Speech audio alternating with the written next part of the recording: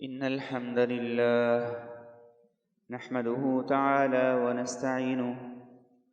ونعوذ بالله من شرور أنفسنا ومن سيئات أعمالنا من يهده الله فلا مضل له ومن يضلله فلا هادي له وأشهد أن لا إله إلا الله وحده لا شريك له وأشهد أن سيدنا ومولانا محمدًا عبده ورسوله اللهم صل على محمد وعلى آل محمد كما صليت على إبراهيم وعلى آل إبراهيم إنك حميد مجيد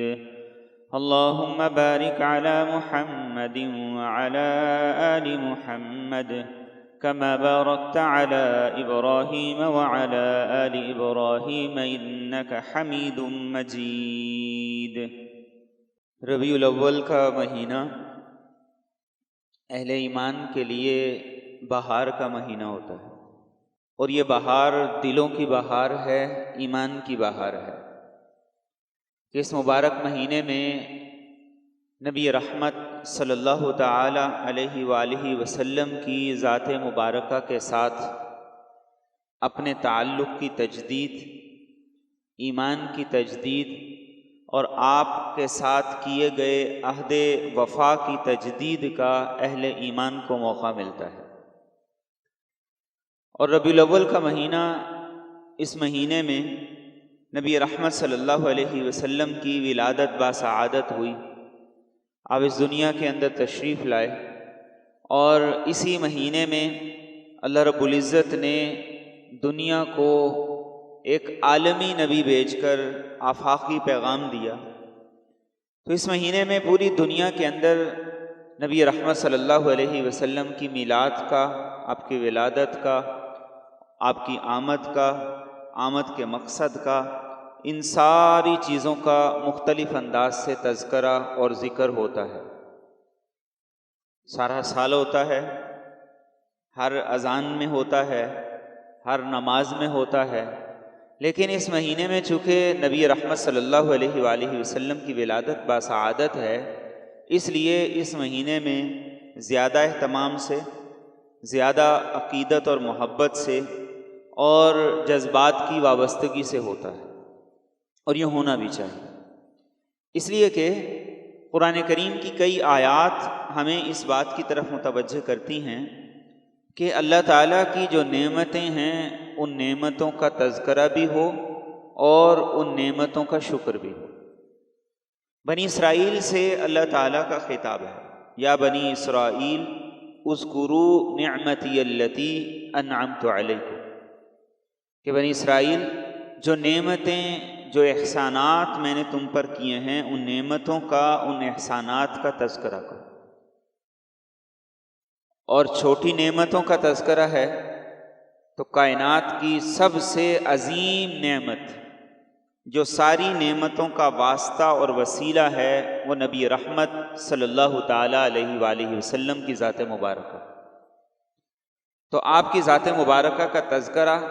اللہ کی کائنات کی سب سے عظیم نعمت کا تذکرہ ہے۔ ایک اور موقع پر قرآن کریم اس بات کا تذکرہ کرتا ہے، قُلْ بِفَضْلِ اللَّهِ وَبِرَحْمَتِهِ فَبِذَلِكَ فَلْيَفْرَحُوا۔ دو نعمتوں پہ خوشی کا اظہار ہونا چاہیے، اور یہ دو نعمتیں قرآن کریم کے مطابق اس دنیا کی ساری دولتوں سے، سارے وسائل سے، اور لوگوں کے پاس جو کچھ ہے اور جو کچھ لوگ جمع کر رہے ہیں ان سب سے بہتر ہے۔ وہ دو نعمتیں کیا ہیں؟ فضل اللہ و رحمتہ، اللہ کا فضل، اور یہ فضل الہی نبی رحمت صلی اللہ تعالی علیہ وسلم کی ذات مبارکہ ہے، اور رحمت الہی یہ اللہ تعالیٰ کا کلام قرآن مجید ہے۔ فرمایا ان دو نعمتوں پر تمہیں خوش بھی ہونا چاہیے اور خوشی کا اظہار بھی کرنا چاہیے، ان سے وابستگی بھی ہونی چاہیے۔ ایک اور موقع پر قرآن کریم نے نبی رحمت صلی اللہ تعالیٰ علیہ وآلہ وسلم کی ذات مبارکہ کو خطاب کرتے ہوئے یہ ارشاد فرمایا وَأَمَّا بِنِعْمَةِ رَبِّكَ فَحَدِّثْ، کیا حبیب صلی اللہ تعالیٰ علیہ وآلہ وسلم آپ کو اللہ کا یہ حکم ہے کہ آپ پر جو رب کی نعمتیں ہیں، اس کے احسانات ہیں، انہیں بیان کیجئے، ان کا تذکرہ کیجئے، ان کا چرچا کیجئے۔ تو نبی رحمت صلی اللہ تعالیٰ علیہ وآلہ وسلم کے نبی رحمت صلی اللہ علیہ وسلم کے میلاد کا، آپ کی ولادت کا، آپ کی بعثت کا، آپ کی آمد کا، آپ کی بعثت کے مقاصد کا، آپ کچھ بھی کہہ لیجئے، اس کا تذکرہ اس ربیع الاول میں شروع ہوتا ہے، اور یہ پہلی بہار ہے جو ایمان والوں کو اللہ تعالیٰ ہر سال عطا کرتے ہیں۔ اور یہ بار بار ربیع الاول کے اندر ان تذکروں کا کرنا، یہ دراصل عہد وفا کی تجدید ہے کہ ہر سال ایک موقع ایسا آتا ہے کہ ہم نبی رحمت صلی اللہ علیہ وآلہ وسلم کے ساتھ اپنے تعلق کی تجدید کر لیں، نبی رحمت صلی اللہ تعالیٰ علیہ وآلہ وسلم کے ساتھ اپنے رشتے کو پہلے سے مضبوط بنائیں، اور اس کی آج کے دور کے اندر پہلے سے زیادہ ضرورت ہے۔ پہلے دور کے اندر جب طبیعت سادہ ہوتی تھی، سوشل میڈیا نہیں ہوا کرتا تھا، تو کسی نہ کسی حد تک ایمانی وابستگی وہ نبی رحمت صلی اللہ علیہ وسلم کے ساتھ رہتی ہے۔ آج بچپن سے ایک بچے کو ماحول یہ ملتا ہے کہ اس ماحول کے اندر اسے بچپن سے اپنا رول ماڈل کوئی اور نظر آنے لگتا ہے۔ ایک عمر کا حصہ ہوتا ہے، اس میں کارٹونز میں سے کوئی نہ کوئی ایسا کریکٹر ہوتا ہے جو اسے رول ماڈل لگتا ہے۔ پھر عمر کا حصہ تھوڑا زیادہ آگے جاتا ہے، انسان جوانی کے اندر آتا ہے، اور پھر اس کے ہاتھ میں سوشل میڈیا اور موبائل ہوتا ہے، تو اسے اپنا رول ماڈل یہ سوشل میڈیا پہ موجود یہ لوگ نظر آتے ہیں۔ پھر عمر تھوڑی اور میچور ہو جاتی ہے اور وہ کاروبار میں آ جاتا ہے، تو پھر اسے اپنا رول ماڈل اپنے بزنس مین لوگوں کے اندر، شہر میں اثر و رسوخ رکھنے والوں کے اندر کوئی نہ کوئی نظر آنے لگ جاتا ہے۔ تو آج کے دور کے اندر میلاد مصطفیٰ ربیع الاول کے مہینے کے اندر اس چیز کی زیادہ ضرورت ہے کہ نبی رحمت صلی اللہ تعالیٰ علیہ وآلہ وسلم کا تذکرہ، آپ کا ذکر خیر، وہ پہلے سے زیادہ ہو، اور پہلے سے زیادہ بہتر اور مؤثر انداز کے اندر ہو۔ اور ہو کیوں نہ کہ جس نعمت کو اللہ تعالیٰ نے اپنا احسان قرار دیا، قرآن کے اندر یہ وہ نعمت ہے نبی رحمت صلی اللہ علیہ وسلم کی نعمت، جسے اللہ نے فرمایا یہ میرا احسان ہے۔ لقد من اللہ علی المؤمنین اذ بعث فیہم رسولا من انفسہم، فرمایا اللہ تعالیٰ نے ایمان والوں پر بڑا احسان کیا ہے، ایمان والوں پر احسان ہے۔ آپ تو سارے جہانوں کے لیے رحمت للعالمین ہیں سب کے لیے، لیکن ایمان والوں کا خصوصی طور پہ تذکرہ اس لیے ہے کہ ایمان والے آپ کی ذات، آپ کی شان، آپ کے مقام اور آپ کی رفعتوں کو زیادہ بہتر طریقے سے جانتے اور سمجھتے ہیں اور اس کا اعتراف کرتے ہیں۔ تو جب اور نعمتوں کا تذکرہ ہو تو اللہ تعالیٰ کا جو ایمان والوں کا، جو ہم پر سب سے عظیم احسان ہے، اس احسان عظیم کا ذکر کیوں نہ ہو، اس احسان عظیم کا تذکرہ کیوں نہ ہو۔ اور پھر جو تذکرہ ہے، نعمتوں کا تذکرہ ہے یا نعمتوں کی شکر گزاری ہے، وہ دونوں طریقوں سے مطلوب ہے، زبان سے بھی مطلوب ہے، عمل سے بھی مطلوب ہے کہ انسان زبان سے نعمتوں کا تذکرہ کرے، یہ اس کا ایک پہلو ہے۔ انسان اپنے عمل سے نعمت کی شکر گزاری بجا لائے، یہ نعمت کا دوسرا پہلو ہے۔ یہ دونوں پہلو اللہ تعالیٰ کو تمام نعمتوں میں مطلوب ہیں، اور خاص طور پہ نبی رحمت صلی اللہ علیہ وسلم کی صورت میں جو اللہ نے ہم پہ احسان عظیم فرمایا، جو اللہ تعالیٰ نے ہمیں اپنی سب سے عظیم نعمت عطا فرمائی ہے، اس نعمت کا جو شکر وہ زبان سے بھی ہو اور عمل سے بھی ہو۔ زبان سے بھی اس نعمت کے شکر کے ترانے گائیں اور اپنے عمل سے بھی اس نعمت کے شکر کے ترانے گائیں۔ یہ ماہ ربیع الاول کا پیغام ہے جو پوری دنیا کے اندر گونجتا ہے، اور پوری دنیا کے اندر اس ماہ ربیع الاول کے اندر مختلف طریقوں سے نبی رحمت صلی اللہ علیہ وآلہ وسلم کے ساتھ اپنے تعلق کے اظہار کی تجدید کی جاتی ہے۔ دنیا میں مختلف انداز ہیں، آپ مصر کے اندر چلے جائیں تو مصر کے اندر سرکاری طور پر مساجد کے اندر اور دوسری جگہوں کے اندر باقاعدہ طور پر سیمینارز ہوتے ہیں، وہاں پہ حکمران بھی آتے ہیں،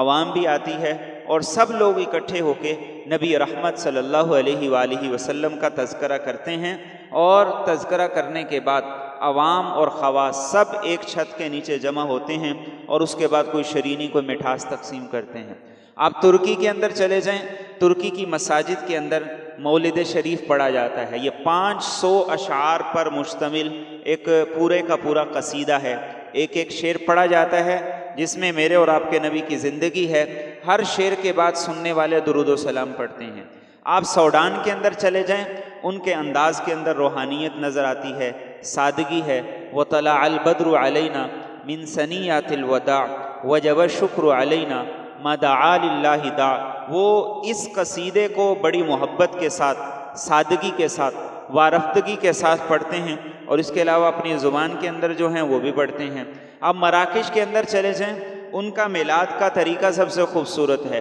وہ اپنی ایک خاص ڈش ہوتی ہے جو چلغوزے سے، دیسی گھی سے، کریم سے تیار ہوتی ہے، عصیدہ کہتے ہیں اس کو، وہ تیار کرتے ہیں، اور تیار کر کے اس میلاد کے دن پر وہ اپنے ان رشتہ داروں کے گھر بھیجتے ہیں جو ناراض ہیں، کہ میلاد کا مقصد ہے کہ ہم اپنے ان رشتہ داروں کے ساتھ اپنے عہد کی اور اپنے تعلق کی تجدید کر لیں، اور اس طریقے سے وہ میلاد مصطفیٰ مناتے ہیں۔ اب انڈونیشیا کے اندر چلے جائیں، سب سے زیادہ منظم انداز کے اندر یہ لوگ میلاد مصطفیٰ کا اہتمام کرتے ہیں، سوشل اعتبار سے بھی اور اپنے عملی اعتبار سے راستوں کو باقاعدہ طور پہ صاف کرتے ہیں، پورے ملک کے اندر صفائی کی مہم چلائی جاتی ہے۔ اب سنگاپور کے اندر چلے جائیں، سنگاپور کے لوگ یہ میلاد مصطفیٰ کا دن یتیموں کے ساتھ گزارتے ہیں، بیواؤں کا خیال رکھتے ہیں، اور ان کے ساتھ ہمدردی کا اظہار کرتے ہیں۔ اور آپ یورپ کے اندر چلے جائیں، وہاں کے مسلمان اس میلاد مصطفیٰ کے دن نبی رحمت صلی اللہ تعالیٰ علیہ وآلہ وسلم کا تذکرہ اور آپ کے آمد کا مقصد اور آپ کی سیرت، آپ کے کردار کو غیر مسلموں تک پہنچاتے ہیں۔ تو پوری دنیا میں ان میں سے کسی نہ کسی انداز سے، ایک خاص انداز سے نبی رحمت صلی اللہ علیہ وآلہ وسلم کی ولادت کا، آپ کے میلاد کا اور آپ کی آمد کا تذکرہ ہوتا ہے۔ اور اس میں ہمارے لیے بھی بڑا سبق ہے کہ ہم دیکھیں، اپنے ارد گرد دیکھیں، اپنے شہر کے اندر دیکھیں تو ہمارا تذکرہ کرنے کا انداز کیا ہے اور ہمیں کس انداز سے کرنا چاہیے۔ یہ دونوں چیزیں آج اس ربیع الاول کے مہینے کے اندر ہمیں ان کو دیکھنے کی بھی ضرورت ہے اور ان پر نظر ثانی کرنے کی بھی ضرورت ہے، اور یہ وہ چیز ہے، یہ وہ خوشی ہے۔ نبی رحمت صلی اللہ تعالی علیہ وآلہ وسلم بھی اپنی میلاد پر، اپنی ولادت پر خوشی کا اظہار کیا کرتے تھے۔ صحابہ کرام میں سے بعض نے پوچھا، یا رسول اللہ صلی اللہ علیہ وسلم، آپ سوموار کے دن روزہ رکھتے ہیں، اس روزہ رکھنے کی حکمت کیا ہے؟ تو نبی رحمت صلی اللہ تعالی علیہ وآلہ وسلم نے ارشاد فرمایا کہ سوموار کا دن وہ ہے کہ جس دن میں اللہ نے مجھے دنیا کے اندر بھیجا تھا، میری ولادت ہوئی تھی، تو اس دن میں اللہ تعالیٰ کے لیے، اس کی رضا کے لیے روزہ رکھتا ہوں، اور یہ میں شکر گزاری کے لیے رکھتا ہوں۔ تو میرے اور آپ کے نبی صلی اللہ علیہ وآلہ وسلم نے اس ایک عمل کے ذریعے سے ہمارے لیے رہنمائی کا راستہ دکھا دیا، ہمیں پوری رہنمائی کر دی ہے،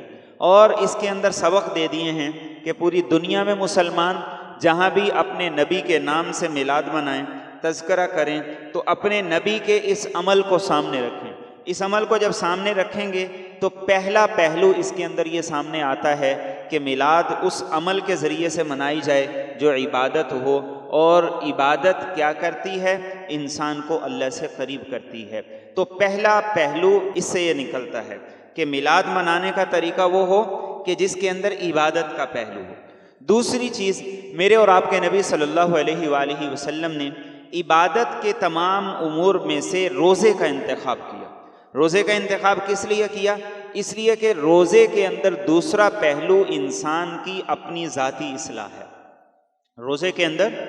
دوسرا پہلو انسان کی اپنی ذاتی اصلاح ہے. انسان کھاتا نہیں ہے، انسان پیتا نہیں ہے، انسان اپنے آپ کو جذبات سے، خواہشات سے روکتا ہے، اور انسان نماز کا اہتمام کرتا ہے، اپنی زبان کو کنٹرول کرتا ہے. یہ دوسرا پہلو میرے اور آپ کے نبی صلی اللہ علیہ وسلم نے بتایا کہ جب بھی میلاد بنائے میرا امتی تو اس کے سامنے یہ پہلو ہونا چاہیے کہ ایسے انداز سے میں مناؤں کہ اس میں میری اصلاح کا بھی کوئی نہ کوئی پہلو ہونا چاہیے، اور اس میں میری ایمانی اور روحانی ترقی کا بھی کوئی نہ کوئی پہلو ہونا چاہیے. تیسری جو چیز ہے وہ ہے دوام،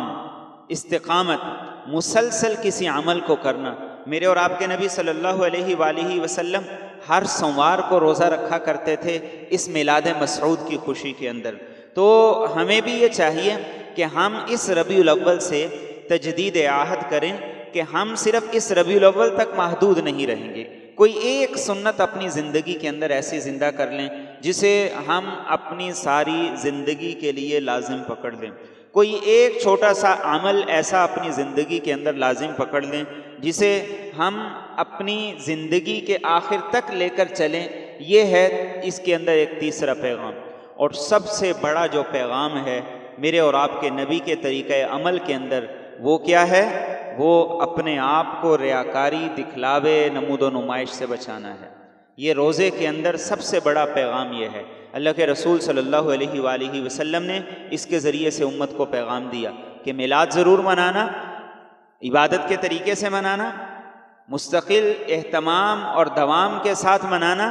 لیکن اس کے اندر اس چیز کا بھی اہتمام رکھنا ہے کہ اس کے اندر اخلاص ہو، نمود و نمائش نہ ہو، ریاکاری نہ ہو، دکھلاوا نہ ہو. یہ سب سے اہم چیز ہے جو روزے کو اتنا عظیم بنا دیتی ہے کہ اللہ تعالیٰ خود فرماتے ہیں کہ وَهَذَا لِي وَأَنَا أُجْزَىٰ بِهِ، یہ روزہ میرے لیے ہے اور روزے کی جزا میں خود ہوں. تو آج یہ چاروں کے چاروں طریقے، یہ چاروں کے چاروں پہلو، اسے ہمیں سامنے رکھنے کی ضرورت ہے. نبی رحمت صلی اللہ علیہ وآلہ وسلم کے اس میلاد مسعود کی خوشی کے اندر اور اس کے تذکرے کے اندر کوئی ایسا عمل نہ ہو جو عبادت نہیں ہے اور ہم اس عمل کے ذریعے سے اس میلاد مسعود کو منائیں. کوئی ایسا عمل نہ ہو کہ جس عمل کے اندر اپنی اصلاح کا پہلو نہیں ہے اور اس کے ذریعے سے ہم میلاد منائیں. کوئی ایسا عمل نہ ہو جس کے ذریعے سے کسی کو ایذا ہو،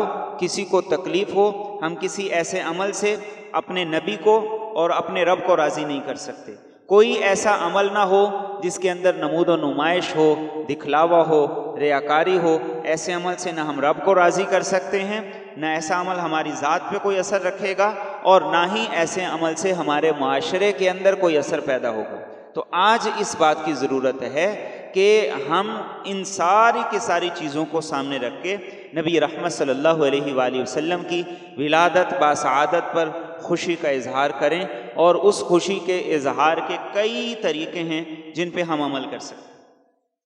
ایک بڑا آسان سا طریقہ جو خود نبی رحمت صلی اللہ علیہ وسلم نے بتایا وہ روزہ رکھنے کا عمل ہے. خود بھی روزہ رکھیں، اپنے بچوں کو بھی روزہ رکھوائیں،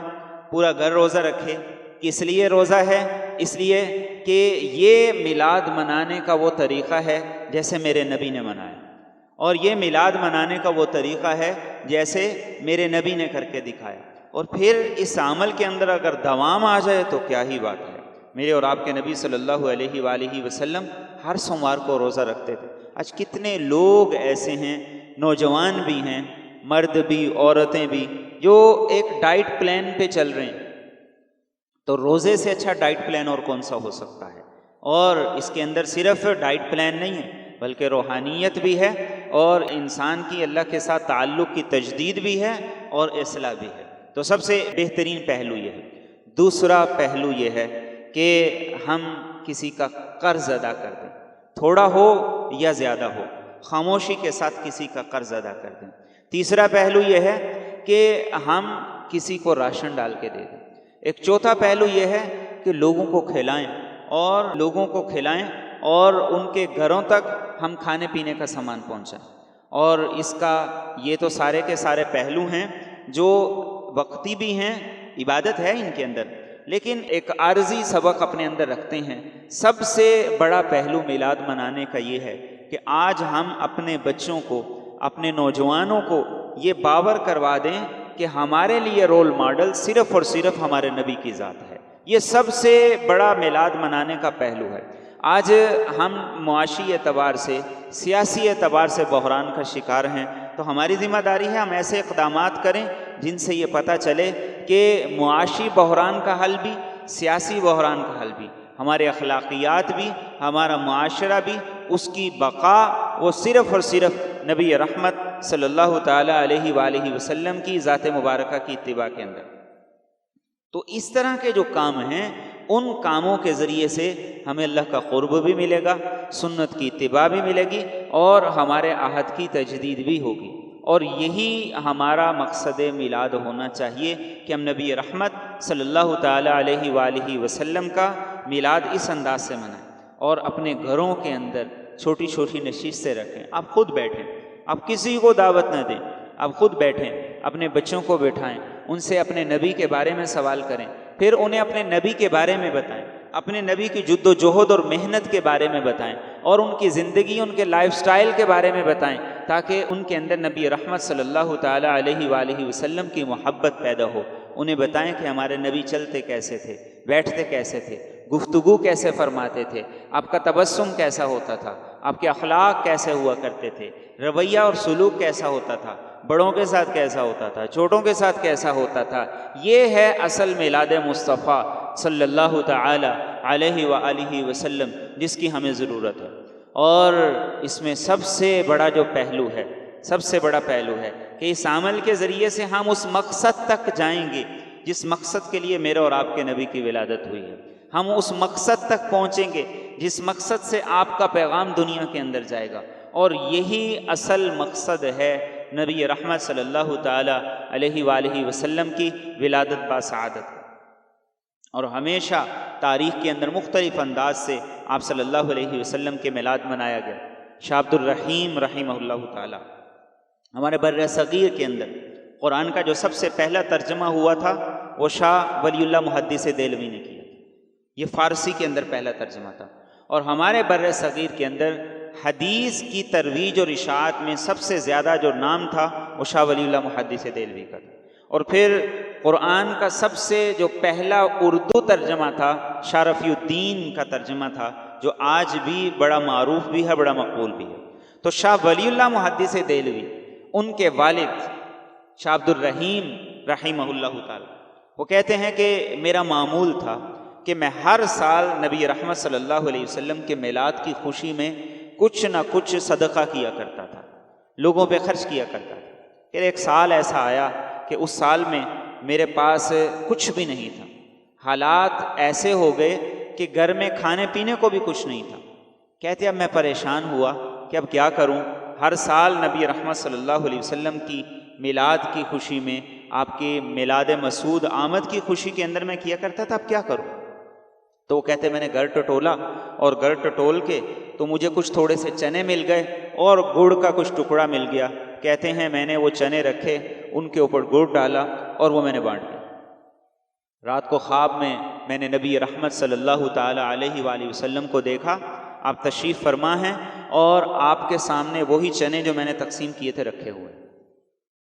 کہتے ہیں کہ مجھے اندازہ ہوا کہ نبی رحمت صلی اللہ تعالی علیہ وسلم کی ولادت باسعادت کی خوشی میں جو عمل کرتا تھا، ان سارے اعمال میں وہ عمل کہ جسے میں اپنی ذات کے اعتبار سے بڑا تھوڑا سمجھ رہا تھا، اور اپنے اعتبار سے میں اسے بڑا ہلکا سمجھ رہا تھا، اس کو جو مقبولیت عطا ہوئی، جو قبولیت عطا ہوئی، وہ کسی اور چیز کو عطا نہیں ہوئی۔ اور اس میں بھی یہی پیغام ہے، اس میں بھی یہی سبق ہے کہ نمود و نمائش کی بجائے وہ اعمال اس موقع پر جو اخلاص کے ساتھ ہوں، اللہ کی رضا کے لیے ہوں، اس کی خوشنودی کے لیے ہوں، ان کی جو تاثیر ہے وہ ان اعمال کی کبھی نہیں ہو سکتی جن میں ظاہری نمود و نمائش کا بھی مقصد آ جائے، جن میں ریاکاری بھی آ جائے، اور جن میں دوسرے پہلو بھی آ جائے۔ اور خاص طور پر نبی رحمت صلی اللہ علیہ وآلہ وسلم کی ولادت باسعادت کے حوالے سے ہماری جو ذمہ داریاں ہیں، ہم تجدید عہد کریں، اور وہ تجدید عہد ایسے کاموں کے لیے کریں کہ جن کاموں سے ہم انسانیت کے لیے رحمت بنیں، جن کاموں سے ہم اپنے پڑوسیوں کے لیے رحمت بنیں۔ جن کاموں سے ہمارے رویوں کے اندر نرمی، شفقت اور رحمت کا پہلو آئے، ایسے کاموں کو کرنے کا عہد کریں۔ تو انشاءاللہ العزیز جب ہم اس طریقے سے نبی رحمت صلی اللہ علیہ وسلم کا میلاد منائیں گے تو اس کے اثرات صرف ہماری ذات تک نہیں رہیں گے، ہمارے پڑوسی تک بھی جائیں گے، ہمارے رشتہ داروں تک بھی جائیں گے، اور اس کے عملی اثرات وہ ہمیں ہر پہلو پہ نظر آئیں گے۔ اور آج اسی بات کی ضرورت ہے کہ پوری دنیا کے اندر جہاں نبی رحمت صلی اللہ علیہ وآلہ وسلم کی ذات مبارکہ کے خلاف مختلف قسم کی مہم چلائی جاتی ہے، تو ہم مسلمانوں کی بھی ذمہ داری ہے کہ ہم وہ پیغام جو نبی رحمت صلی اللہ علیہ وسلم کا عالمی پیغام تھا، پوری انسانیت کے لیے پیغام تھا، ہم اس پیغام کو ساری دنیا تک پہنچائیں، اور سب سے بڑھ کے خود اس بات کو سمجھیں کہ ہمارا رول ماڈل، ہمارے لیے آئیڈیل، ہمارے لیے اسوہ حسنہ سوائے نبی رحمت صلی اللہ علیہ وسلم کی ذات کی اور کوئی بھی نہیں۔ ساری عزتیں آپ کی اتباع کے اندر ہیں، ساری کامیابیاں آپ کی اتباع کے اندر ہیں، انفرادی اور اجتماعی تمام قسم کے معاملات کا حل آپ کی اتباع میں ہے، آپ کو فالو کرنے میں ہے۔ جب یہ عہد کر لیں گے اور اس عہد کے مطابق ہم زندگی گزارنا شروع کریں گے تو اللہ کی جو نعمت کا تذکرہ ہے، زبان سے بھی عمل سے بھی، اس کا حقیقی مقصد ہمیں ملے گا۔ آج حقیقی مقصد سے ہم اس لیے دور ہیں کہ ہم نے اس کو ایک عارضی ایونٹ بنا لیا، ایک وقتی بنا لیا ہے کہ ایک دن تذکرہ کیا باقی بھول گئے۔ میرے اور آپ کے نبی صلی اللہ علیہ وسلم کے عمل سے پتہ چلتا ہے کہ یہ ایک دن کا نہیں ہے بلکہ یہ زندگی بھر کا ہے، اور اس کو تسلسل کے ساتھ اپنے رشتے اور تسلسل کے ساتھ کسی عمل کے ذریعے سے اپنے آپ کو اپنے نبی کے ساتھ جوڑنا، اپنے آپ کو اپنے نبی کے رنگ کے اندر، اپنے نبی کے مزاج کے مطابق، اپنے نبی کی خواہش کے مطابق، پسند کے مطابق ڈال لینا، یہی اصل میلاد ہے۔ اللہ مجھے اور آپ کو صحیح فہم اور عمل کی توفیق عطا فرمائے۔